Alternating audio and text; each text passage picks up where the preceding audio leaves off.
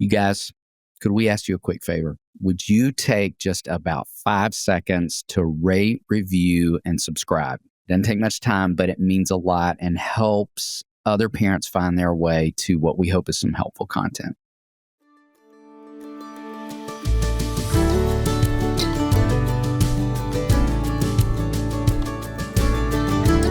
Hey friends, welcome to the Raising Boys and Girls podcast. I'm Sissy Goff. And I'm David Thomas. And I'm Melissa Trevathan. And we're so glad you've joined us for this conversation. Let's dive in.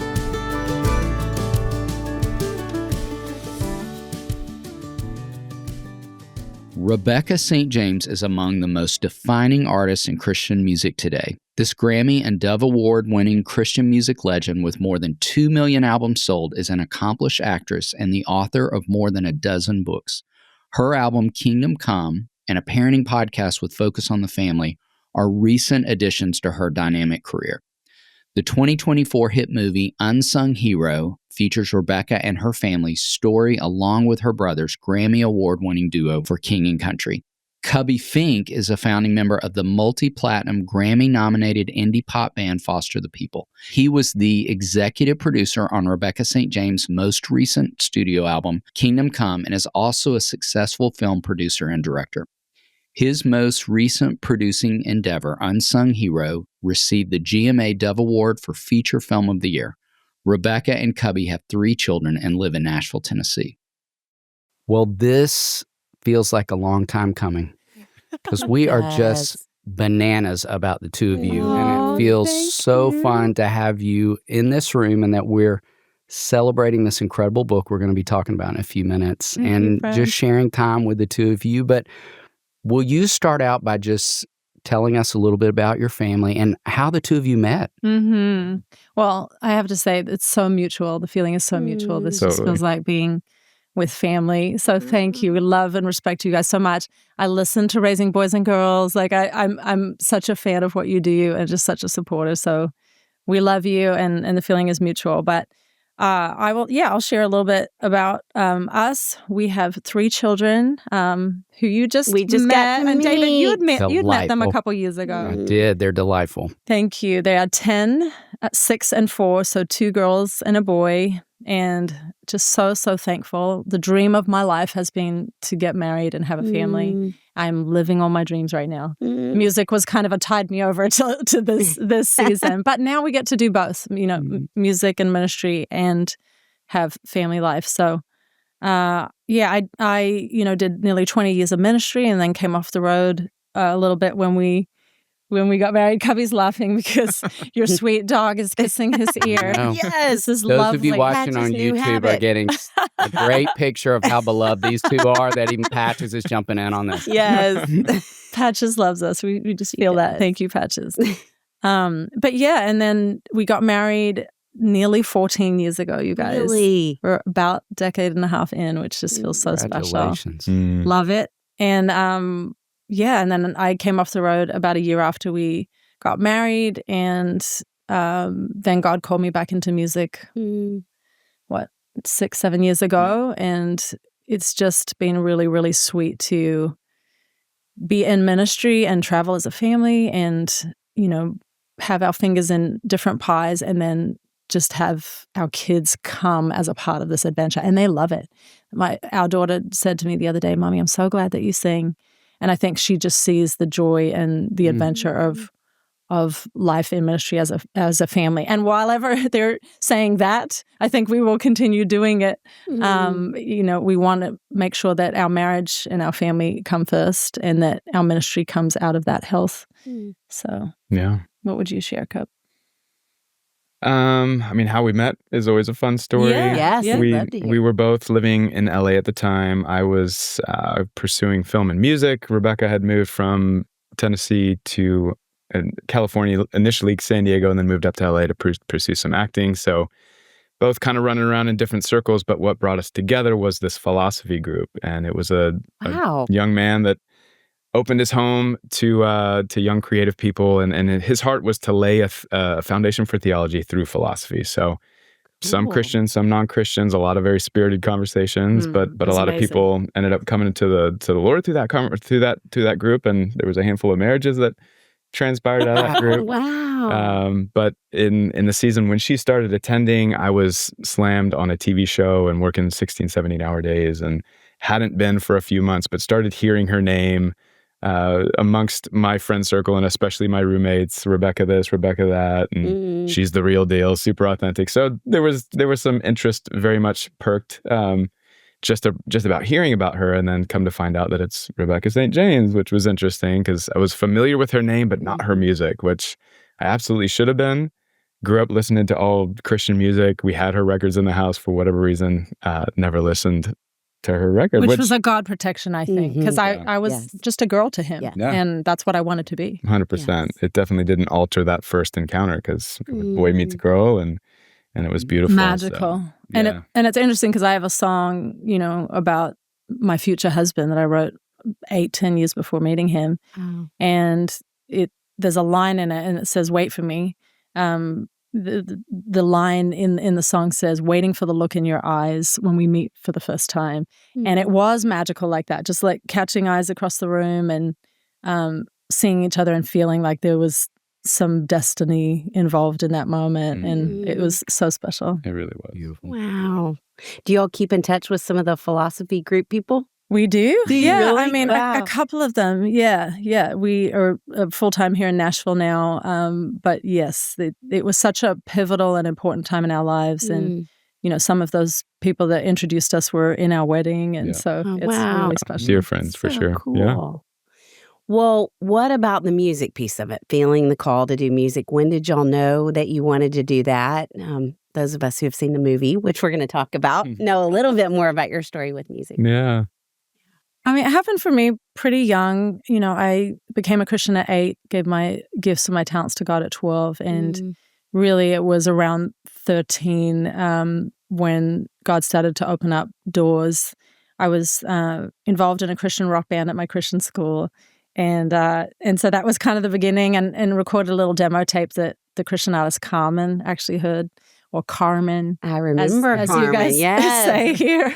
The accent confuses people sometimes. I was thinking you said Carmen. Yeah, I have to interpret Carmen. It's great. But yeah, so he heard this demo tape and knew my dad, and my dad had toured him in Australia. So we were friends with him, and I knew him from various tours there too. And so he wrote this letter to me that I still have somewhere, asking me to open for him on his Revival in the Land tour in Australia. So I was 13, and that was really the beginning. We moved to the U.S. at 14 and as a family, and then God called me into full-time music at 16, started work on that album at 15. So now that we have a nearly 11-year-old, I really have a concept of how young that was. Yeah. First tour at 13. Because I try to imagine it with her. Yeah. And last night she brought in the iPad and said, "Mom, Dad, I wrote a couple of songs today." Did she really And for the first time? She played them for us, and they were phenomenal. Like I was she could blown be away. in on writing sessions right now. Not sure that we want her to be doing that Sure. at this age, but she's gifted. Yeah, Totally. Yeah, my kind of background with music was actually the son of a drummer, so grew up with a lot of music in the house. Discovered his record collection when I was 7 or 8, so just fell in love with music very early on. Born in Colorado, we moved to San Diego when I was about 5, so grew up on the beach and playing sports, and I was kind of more on the sports track initially, playing baseball, and then about midway through high school, I commandeered my mom's camera and started shooting photography, which turned into some filmmaking, and simultaneously started playing guitar. And so kind of made the hard shift out of sports and kind of into the arts, and started just playing a ton of music, was in a bunch of different bands, ended up in a band in high school that we were sort of en route to LA post-graduation. And then God ended up taking me on a bit of a detour, ended up on the mission field for a couple of years in South Africa, but was able to lead worship while I was down there, and also kind of make films of just the different people and things going on down there. So ended up back in the States, which is a story for sure. Both getting there and coming home was very God orchestrated, but ultimately ended up going to school, studying communication, with an emphasis in film production, because the heart was to go back to the mission field and make documentaries. And then God shifted my heart towards LA again, and kind of pursuing more narrative filmmaking. And so post-graduation, moved to LA with the pursuit of kind of film on the forefront. And then the industry shut down because of the writer's strike in 2007. So I was like, well, I love music. So started playing music, and that kind of became, a bit of income, but also led to a passion project with a couple of friends that ended up developing into a band that literally took us around the world for several years, and met Rebecca kind of right when the band was starting to kind of find its feet and sort of take off a little bit. So she was able to be a part of that journey. And yeah, so that my heart for music is very much ingrained from a young age. And I've seen God use it in various forms and fashions, and within the worship context, and also, from the stage and kind of the secular world, but with a desire to use music as a vehicle to bring truth to the world. That's always kind of been at the heart of my pursuit of music. But also I'm passionate about filmmaking, and since leaving the band have been able to transition back into more of a film TV pursuit.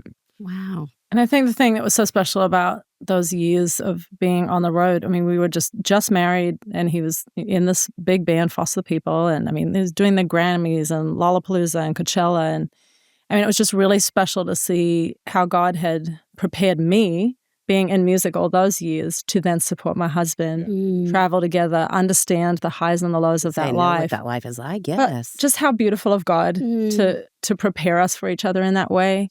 And I think it's a real significant part of our story, because God prepares each one of us, for the different seasons of life that he knows is coming up. And we can see that kind of redemptive, part of how he's orchestrating our lives. And we've seen that for sure. And it was great to share about that in the book, of how God was knitting us for each other. It's beautiful. Well, and speaking of the redemptive threads in our stories, Sissy mentioned the movie Unsung Hero, which we have repeatedly told families to please watch with your kids and have rich, great conversations. We loved it. Good. And would love to get to ask you, because we haven't gotten to have a conversation with you. We got to talk with your brother and mom about it, which we love. Which is so fun. Good. But what was it like having your story told on the big screen? And then what was it like for your kids? We'd be so curious what it was like for them. Yeah. Well, and it's really special because Cub was involved too and helped direct. And so he's coaching this girl that's playing me. And, I mean, how wild. Like that's therapeutic right there, like coaching her to play me. But it was really, really special to be a part of that process, and to just see these stories that I lived out, of our family coming to America and living by faith for those first few years of our lives here, and, praying for a car and money and food, and then seeing the miracles actually happen. I mean, that time in my life gave me a testimony. I had something to say at 16 when I went full-time in music because of, what I witnessed God do. And so, but then to, have it come to life on the screen. I mean, I cry every single time I watched it. And I mean, we did a ton of screenings, and we did the premiere here in Nashville. And I mean, it was just really powerful for me, redemptive for me. I feel like in my own story to see so many full circle moments happen because of the film. But really special to be on set with our kids and see them watch Daddy be part of it, but know that it's Mommy's story. And so significant. I just feel really thankful to have witnessed that. And now hearing all these stories of families that have been impacted and that are tearing up, just talking about how now, they're praying more intentionally as families because of watching the film. It's just really amazing to see the fruit of that. Yeah, I mean, it was an incredibly cathartic and therapeutic process being a part of getting to retell my wife's story and take these stories that I'd only heard about for the last several years, and then suddenly we're recreating the space and the environment, and then recreating the actions and these pretty heavy traumatic moments in her life, and being able to kind of see it play out on a small director's monitor, but then being able to break that wall and actually step into the scene and put my arm around this young actress and in a strange way comfort my wife's younger self. And so it was just very healing, and a lot of trauma healing is revisiting your younger self and comforting them and seeing Jesus in the room. And I was able to do that kind of on her behalf and get a clearer picture of the life she lived. And so just developed so much more empathy for her and understanding for her. And so it just led to a lot more connectivity between her and I, which was beautiful. And the script itself, I mean, even from early stages of the script, I knew there was going to be a lot of just redemption and healing and encouragement that would come through it. And it happened through the production process, and then to get the response from the people that have seen that it's been just that, it's just been incredibly encouraging. So, I mean, despite what it did, in the box office or whatever else, the most powerful signifier of success in my mind is the fact that it's encouraging people to rally together as families and operate in the design that God had for those families, and mothers and fathers coming together and loving their children. So I mean, so many levels of beauty through that process and beautiful ministry. And I think it's been interesting watching our kids' varying responses to it. Gemma, our oldest, I think she might have seen it maybe once or twice. But for her, I think the once or twice was probably enough, because I think she really gets, this is mommy, they were going through this hard time, this is my grandparents, like it really hits home some of the pain of it, I think. And she with her empathetic part of her heart, like probably struggles to watch it more than that one or two times, whereas the younger kids at 6 or 4 would be, especially our middle, was like, yeah, let's watch Unsung Hero, So yeah, it was really interesting to see the different emotional responses to it. Yeah. And now a quick break to hear from one of our awesome sponsors so that we can bring you all this great content. David, I drove off with my coffee on top of the car this morning. I stood up to speak this weekend and my pants were unzipped. I want to blame it all on the fact that we have a manuscript due, but I'm worried my brain is getting sluggish. Sissy, I'm concerned that our brains may not be the only sluggish organ. Over 30% of Americans have a sluggish liver, a problem that often goes undetected until the very last minute. Dose is on a mission to educate us all on why it's important to maintain your liver health, and has created an incredible product to help you do just that. Dose for Your Liver was formulated to cleanse your liver of unwanted elements and aid digestion. Your liver is the second largest organ in your body and is responsible for over 500 functions in your body. The liver produces and regulates cholesterol, stores vitamins and minerals, and impacts digestive and metabolic health, amongst many other things. One dose for your liver shot is equivalent to 17 shots of turmeric juice. That's good, because I don't want to take 17 shots of turmeric. Me neither. Save 30% on your first month of subscription by going to dosedaily.co/RBG or entering code RBG at checkout. That's DOSEDAILY.co/RBG for 30% off your first month subscription. And now back to the show. There's a type of therapy called family sculpting that a woman named Virginia Satir originated, if I'm remembering that correctly. And it is about acting out your family of origin. And how fascinating. It makes me think so much of a reminder that we've served such a redemptive God who is healing no matter what we're doing. Yes. He is at this work of that. And that even creating this movie about your family, that's part of the story that God's writing into it for you all is just so powerful. It is powerful. Yes. I'm so thankful. Yes. Because they will be, because of those images, their whole life. And they'll watch it in other times in their life too. And it will probably mean different things at other points in their life when they're a teenager or even an adult. But to know that that's really a part of their story because it's a part of mine. Totally. And the faith that will increase for them is a really beautiful gift to my mama heart. Yeah, I do love that. I do love that so much.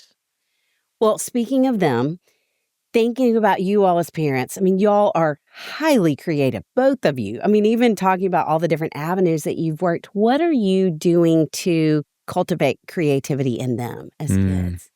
And I think part of it, what we're intentionally doing, and it's funny because we have a podcast too. I have a podcast with Focus on the Family, and Dr. Danny Werter and he's the president of parenting over there. And, we talk so much about intentionality because I just think parenting is a lot, as we all know. Every listener that is a parent is going, yes, it's a lot, but it's such a beautiful gift and a privilege.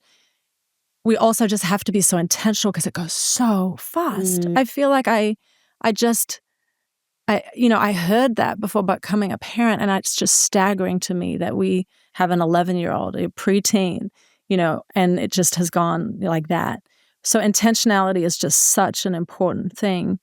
And I think for us, part of our particular calling, when it comes to intentionality is homeschooling, because one, it allows us to travel as a family and go on tour and do some of these events. And if we don't go as a family to an event of mine as a whole family, then one of our girls comes. And so we get that kind of mother-daughter time.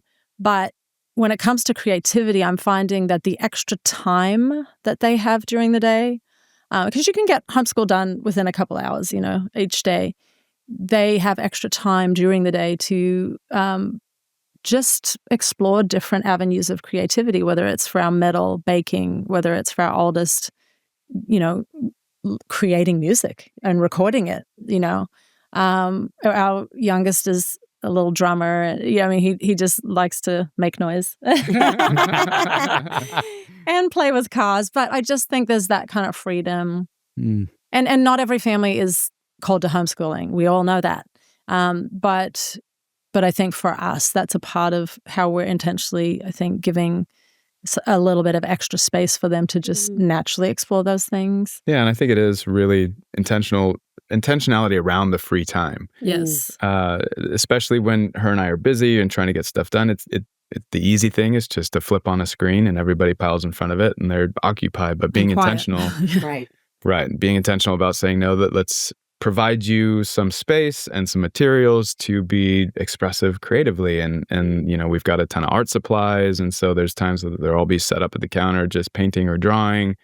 Like Gemma, she's actually started writing lately. So she's been journaling a little bit. And then River, we got him like a mini DJ kit because he's very much into beat making.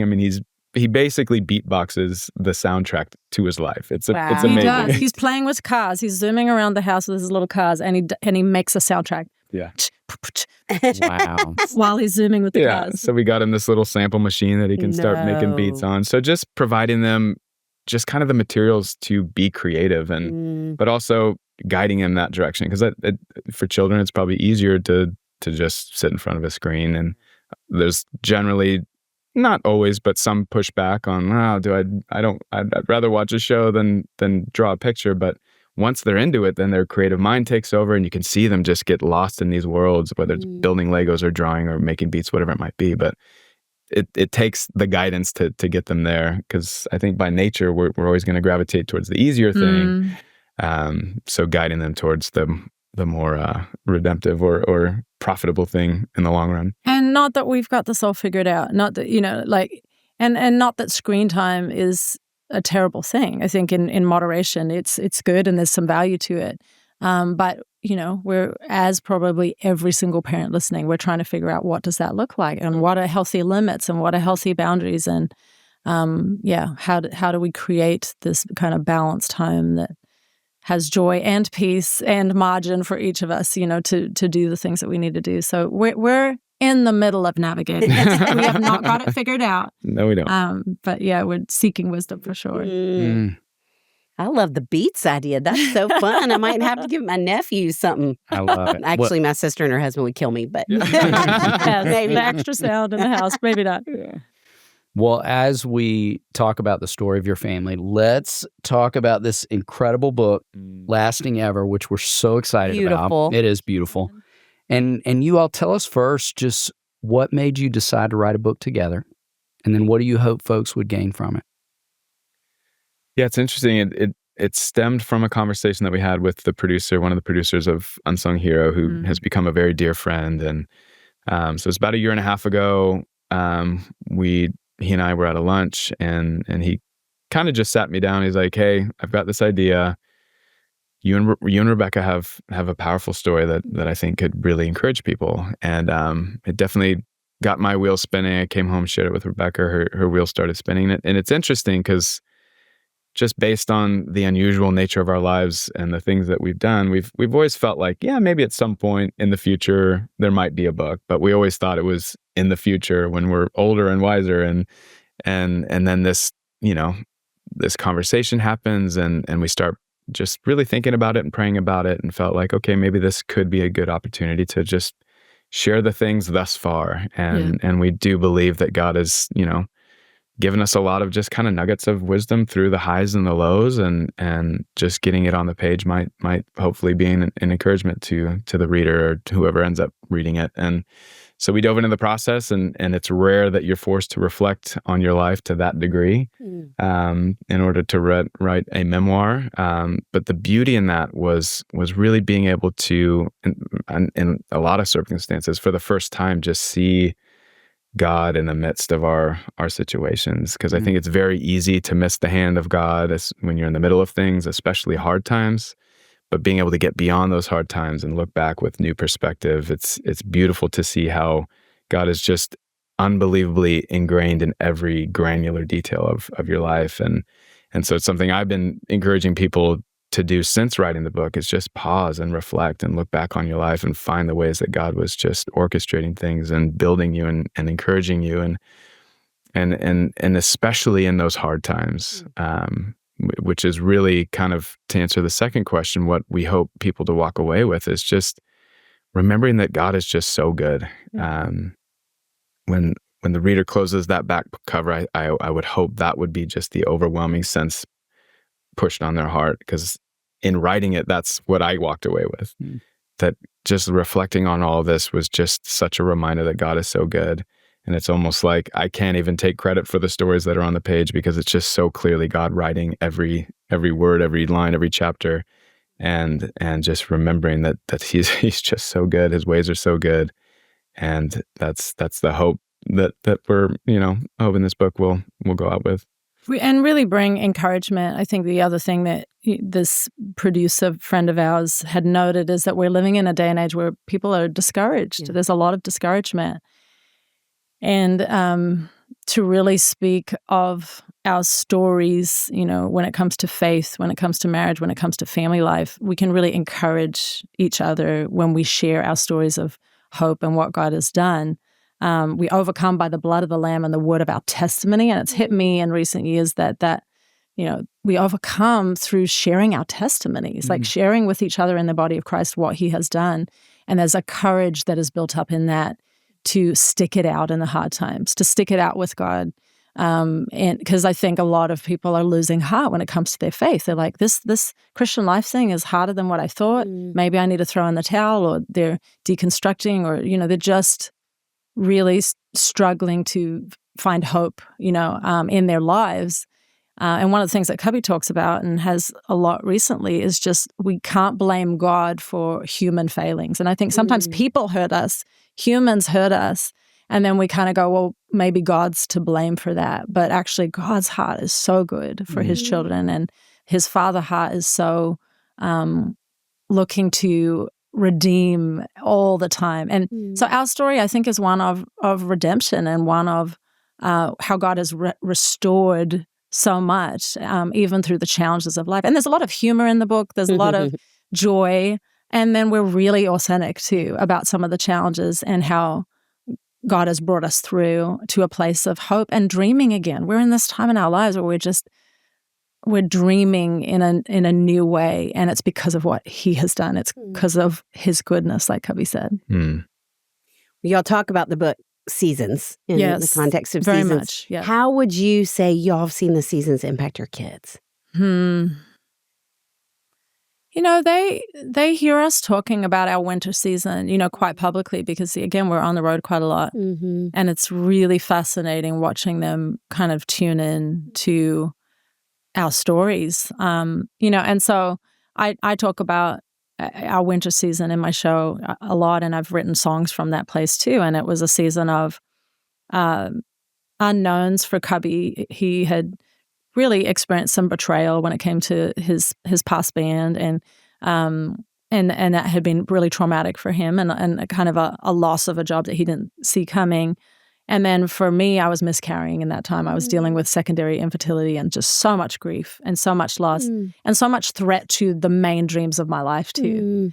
And so, but then I talk about how God brought us into a spring and redeemed that time. And it started on the internal, like it was a Holy Spirit encounter during worship that brought the spring. And then our lives started changing after that. We had a second child, a third child, and vocationally things changed and so much was being redeemed. So they're hearing these stories. And then even, like they hear other things, like, they hear about relational conflict. And Gemma, our oldest, recently came to me and just said, how do I know that that's not going to happen, in our dynamic? Or like, how do I know that relational conflict that I've overheard about, isn't going to happen, to me or to me with you guys?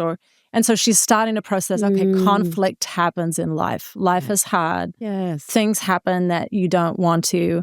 How do I know that's not going to be my story? And one of the things that we're saying to her is resolved conflict leads to intimacy. So we are committed to talking things through with you. We're committed to speaking about the hard stuff.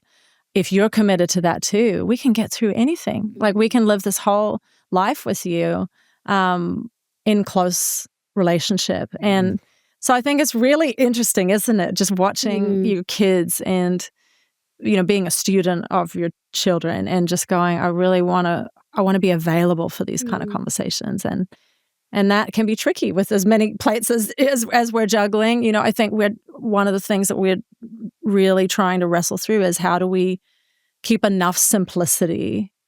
How do we commit to healthy yeses, healthy nos in our lives right now so that we're available to our kids for those important conversations? And that's what we're really trying to go to God for wisdom on. I mean, many things, but that included.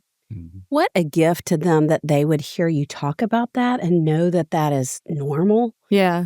And what a gift to them that you all have the strength of relationship that she would come to you and say that. I mean, that they would just feel like it's a safe enough space they can have an open dialogue. Good. Thank you for that encouragement. Yes. Sometimes as parents, we just need that encouragement, because you do feel overwhelmed and the culture is really kind of out to lie to our kids. And there's a lot of lies out there. And so helping them navigate that is challenging and it can be discouraging. But I think what I love about what you guys are doing too, you're creating a community where we can go, we're all dealing with this stuff. Yeah. All of us, and we're not alone. And the wisdom is there. The biblical wisdom is there. There is community there for each of us. And so anyway, thank you for that encouragement. It means a lot. Well, let's keep building on that. So thinking about what you all were walking out in that season, thinking about the certainty that all four of us know right now there's a parent listening who's navigating infertility and loss and vocational hurdles. What would you all say were some things that your kids were needing from you as parents? It could be emotionally, relationally, spiritually in that season. Yeah. We were in what we deemed the winter season in the book. We were about 5 years into marriage. Gemma was little, very, very little. Kind of 1, 2, 3 was kind of was kind of the era that was taking place. And so, and as new parents and more or less still newlyweds, there was a lot of us still kind of trying to find our footing. The first few years of marriage for us were kind of blissful. They were easier than what we had heard. Because we'd only heard that the first couple of years of marriage are very hard, but we kind of were scratching our heads saying, hey, what's everybody? This is easy. Yeah. But wait, it is. So obviously that took a pretty dramatic turn. And like Rebecca said, it was a season where we just felt like the blows kept coming, just one thing after another. Obviously, there was the big things. And then on top of that, my mom was dying of a pretty traumatic disease. Sorry.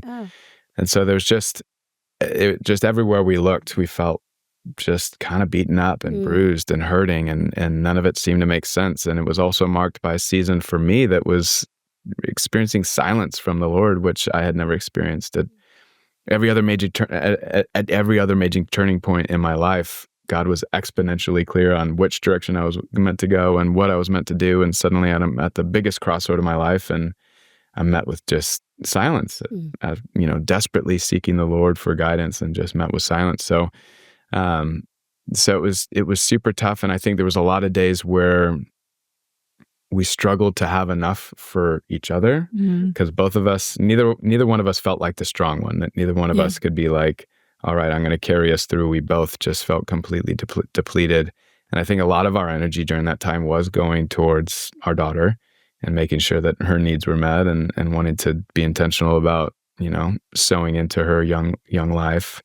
But it was a lot of just trying to lean on the power of the Holy Spirit just for the next step and the next getting out of bed just to get through the day. And yeah, the interesting thing about the shifting of that season for me was, I think in those seasons we can look to the thing that's going to bring us out, the tangible thing. Especially that's kind of what the world sells us, is if you just have this, or you just buy this, or you just look like this, then you're going to reach that place of joy and happiness and contentment, and you can leave your worries behind.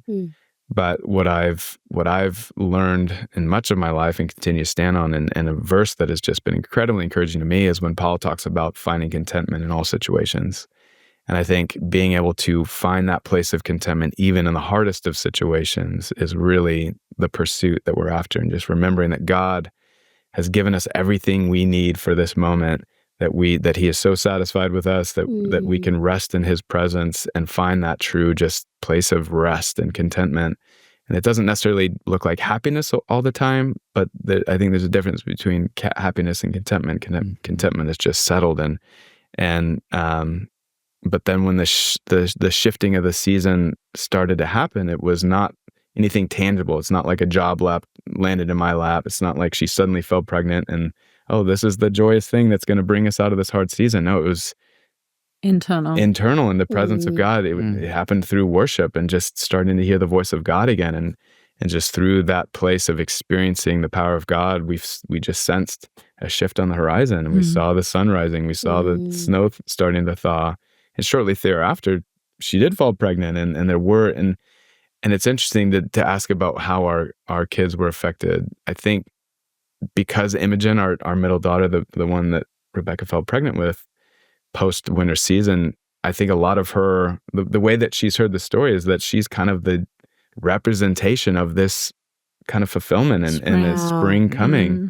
And I think that she can really stand on that as she grows, that she is kind of a promise from the Lord and a fulfillment of God's goodness and the tangible evidence of a shifting of a season, and God bring us into something new. Yeah, absolutely. And so I think in those times, we were focused a lot on Gemma and, trying to navigate the parent thing. I think, you come out of a winter, a really challenging winter like that, and we did come out into this new spring.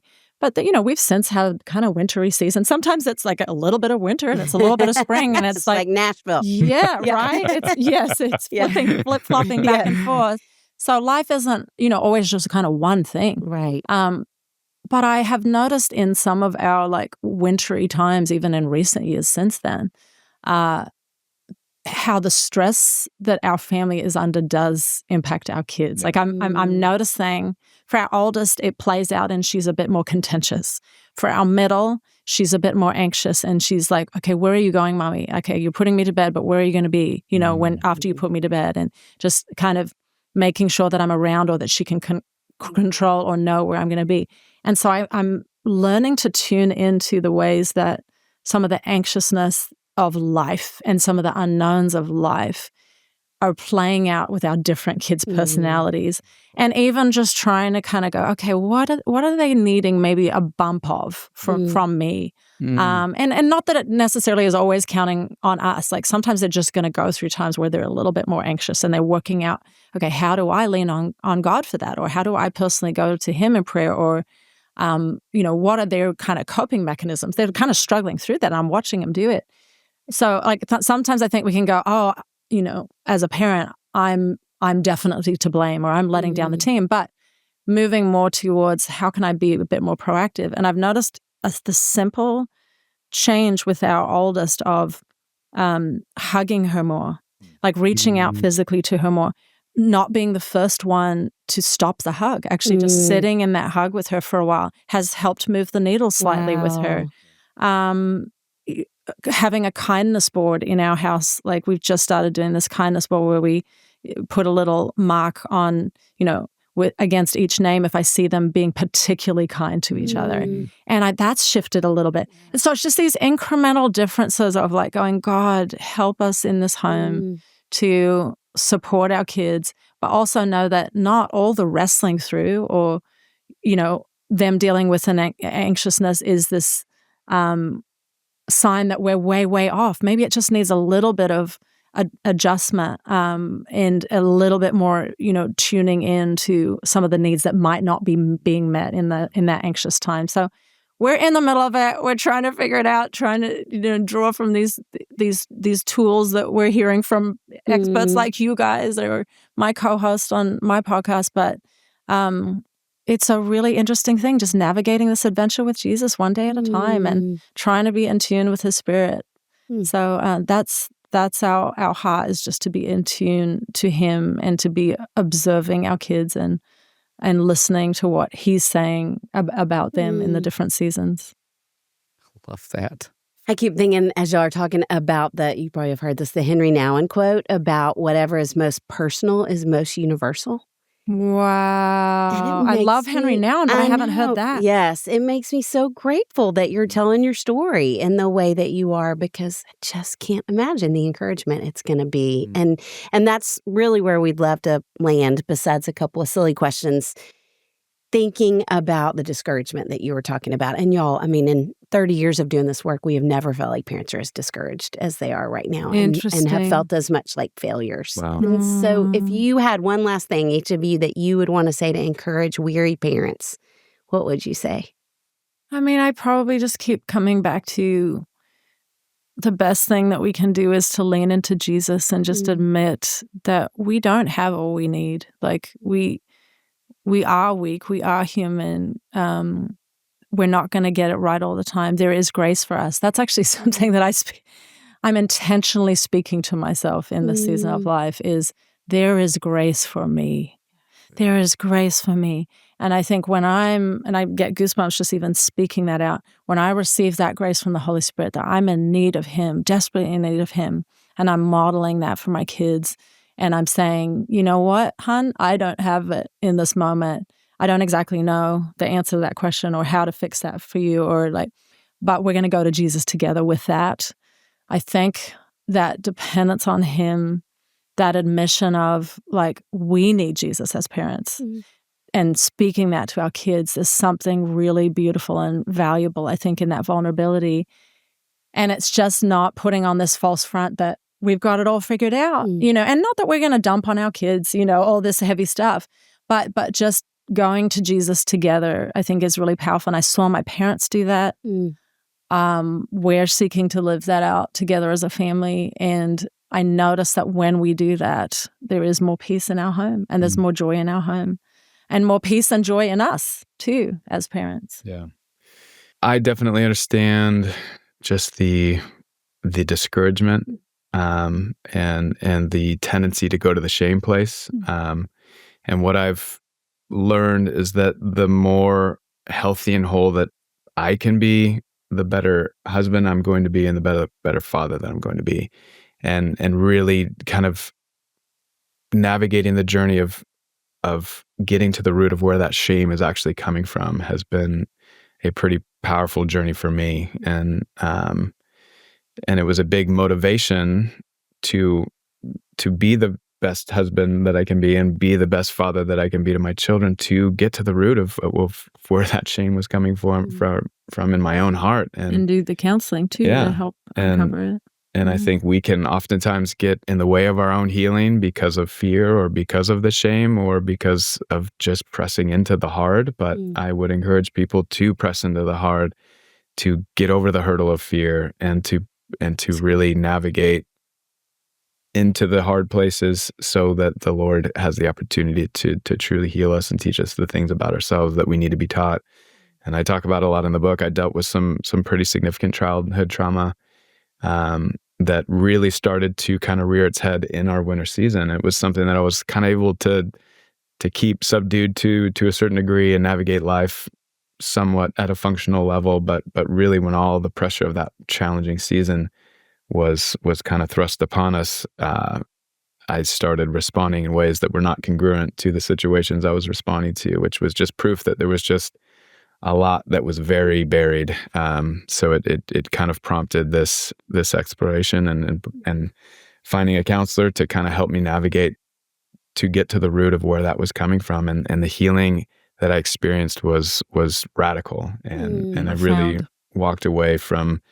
And it is a process. It's not over, but really kind of getting over the biggest kind of point that for many years was just buried and honestly I had no memory of. So rediscovering those memories, but then revisiting them in the context of finding Jesus in those memories and seeing just his eyes of empathy and his compassionate heart, just saying, I did not mean this for you.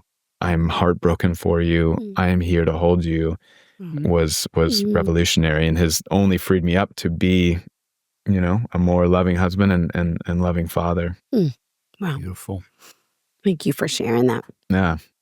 We are going to end with something fun and food related. But first, we want to make sure folks know where they can find this great book and all the amazing things you all are doing. Where could folks find all the great offerings? Well, wherever you find books, you will be able to find Lasting Ever, just, online, or we actually did the audiobook for this book. And so that was really sweet. We both teared up at a certain point, it was sweet to kind of narrate our own story. But, and then you can find me on Instagram if you want to follow, or Facebook, and keep up with what we're up to. Yeah.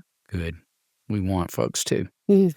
And also, to end with something silly. We moved from the substantive to the silly, okay? So we got a 2-part food-related question for you both. Nice. Part 1 is queso or guac, and part 2 is what's your favorite taco? That's easy for me.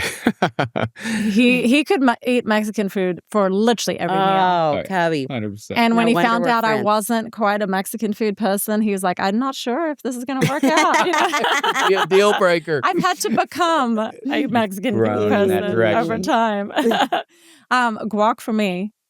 Definitely guac. Yeah. Okay. And what was the favorite taco? Fish taco, actually. Yes. Yeah. Yes. Again, easy. So I grew up 25 minutes north of the Mexican border in San Diego. So our Mexican food was next level. Yes. Yeah. I don't get homesick, but when I'm hungry, I do. I bet. I miss quality Mexican food. But my favorite little hole in the wall Mexican joint, 10 minutes away from where I grew up, is called Juanita's. They have a shredded beef taco that is absolutely next level. We're going to be in the area not too far. We are. I will find that. I will give you a list of places that you need to hit. Please, we would love it. Yeah. Y'all, thank you. Thank you for letting Patches jump up behind you and sit on your lap. She's just chilling right next to me. I love it. And thank you for Thanks for having us, guys. What a joy. What a joy. So happy to be with you both. Thanks for having us. Appreciate you having us.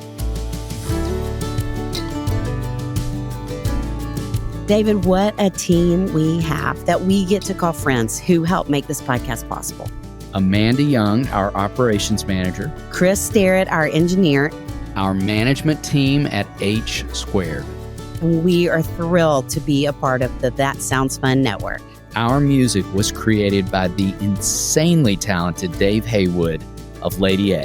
And if this podcast felt helpful to you, please consider subscribing, liking, sharing, all the things. We are grateful for you and cheering you on always.